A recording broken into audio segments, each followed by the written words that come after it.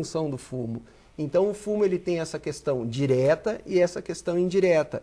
E existe aquelas pessoas que colocam na justiça para conseguir fumar, seja cigarro, seja maconha, seja qualquer coisa nesse sentido. Mas mundialmente a tendência é com que seja proibido e tem países que baniram diretamente e existem países que onde acontecem as convenções das grandes fumageiras, a imprensa vai atrás desses diretores e pergunta como tu te sente em estar matando gente, como tu te sente em estar vendo pessoas morrendo. Apelam, né, pro lado emocional. Exatamente, a imprensa inclusive. E como que tu te sente em estar vendo que a cidade está queimada, que pegou fogo em tal local e estão falando que foi por causa do cigarro. Então ele tem muitas questões diretas e indiretas, não só ligada a bar, restaurante e tal, mas se a gente for avaliar, é ali onde o pessoal está propenso a fazer uso do cigarro. E o valor, né? Aqui no Brasil, embora tenha 80% de tributação em cima do cigarro, se a gente comparar com o valor no exterior, uma carteira custa R$18. Aqui ela custa o quê? 4, 5 reais. Então nós estamos falando assim em 3, 4 vezes menos o valor do que acontece aqui no Brasil. E a venda lá ainda é por máquinas, né? Ela não se dá por um contato direto e tal. Então tem uma série de detalhes que acontecem em cada país, mas a tributação no Brasil, por maior que seja, não interfere na aquisição. Já vou deixar vocês continuar o assunto. Vamos agora à segunda parte do depoimento do vereador Raul Cássio. Trouxemos aí um grande debate inicial com esse pessoal, especialmente das casas de lazer, que é onde justamente as pessoas saem, vão curtir, tomam, né, um aperitivo, relaxam, fumam após as refeições, e chegou-se, né, a uma conclusão de que isso deveria acontecer e esses locais então deverão ter um espaço específico para não fumantes, com ventilação e exaustão adequados, né, mas diferenciados, não mais no mesmo espaço onde se dizia, bom, aquelas duas mesinhas lá do canto, então é para fumantes e tal. Então, muda nesse aspecto. Nós vamos ter um período de adaptação a essa lei, né? E aí vem um grande questionamento, como é que nós vamos punir ou vamos atuar diante do cidadão que não está respeitando essa lei?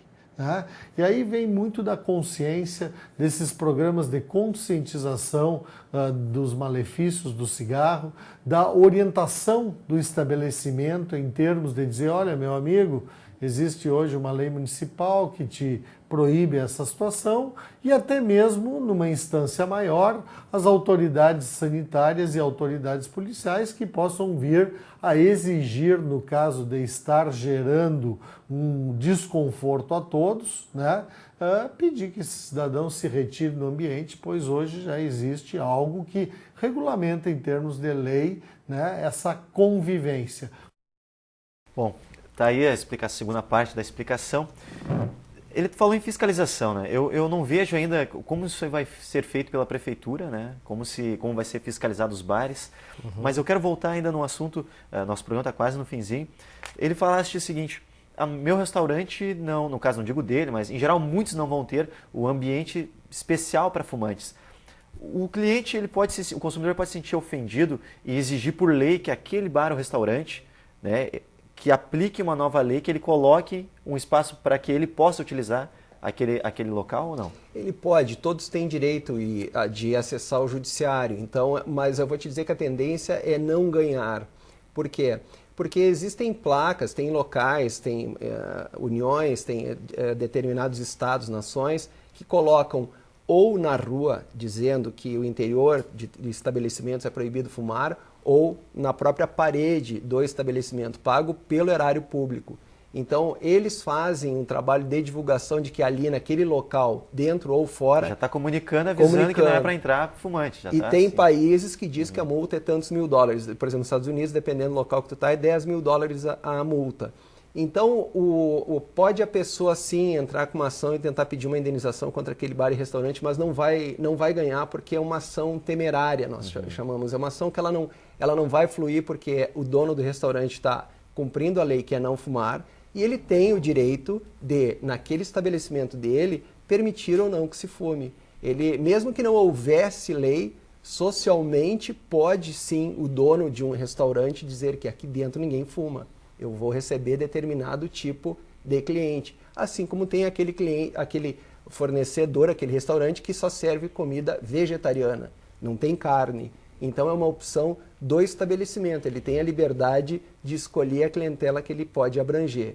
O mais importante que eu vejo nisso tudo é o caráter educativo, é o caráter de informação, passar para a comunidade todas essas questões que estão equacionadas junto com essa representatividade do fumo e seus similares, do que isso traz de prejuízo a uma nação e a uma comunidade. E aí a própria comunidade pode ver se gosta, não gosta e tal. Inclusive o caráter, essa questão de desemprego, né?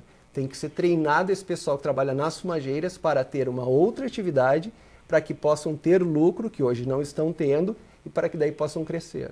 César, eu te pergunto outra coisa. Essa lei promete dar lucro ou prejuízo para os donos de bares, restaurantes e esses locais fechados, no teu ponto de vista?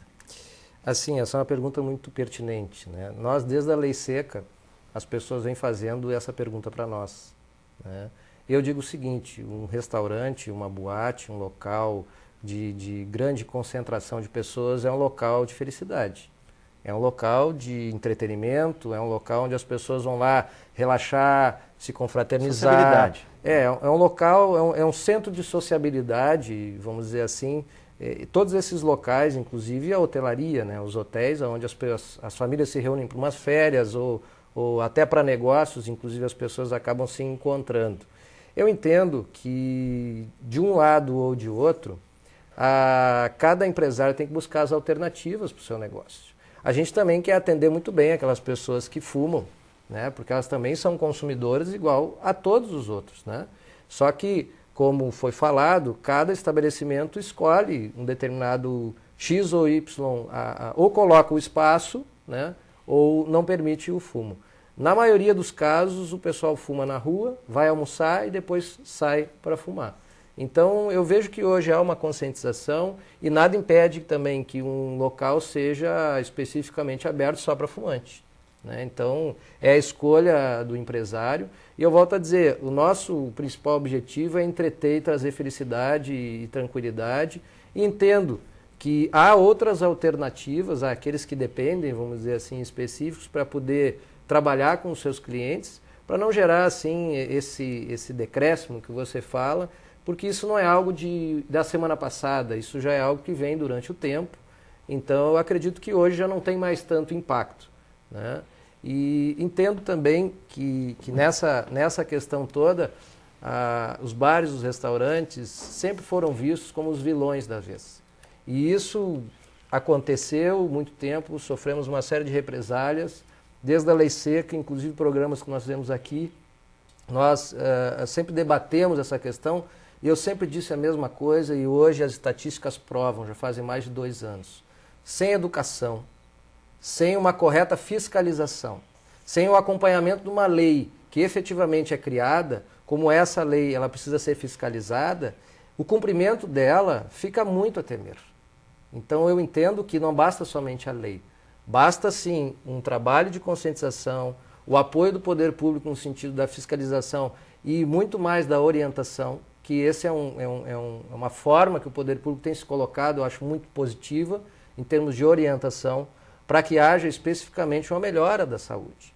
Ou seja, nós não aguentamos mais pagar a carga de impostos que nós pagamos para ter os serviços que nós temos, que não são bons, e para efetivamente ter todos esses custos. Então, a médio e longo prazo, sempre a melhor solução é nós fazermos aquilo que é correto e bom para as pessoas. Sempre lembrando que 3 anos atrás a ciência disse que o chocolate fazia mal para a saúde.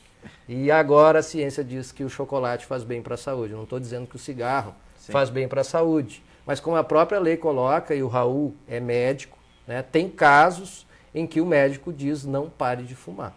Aí é um caso de dependência à nicotina específica, numa determinada situação. Não estou entrando nesses extremos. Mas o importante, e eu parabenizo aqui a Liga Feminina de Combate ao Câncer, que já tem trabalhado e muito nesse sentido, e eu acho que é um trabalho fantástico e grandioso. E nós, da nossa categoria aqui no Vale, apoiamos essa legislação e esperamos que cada vez mais as pessoas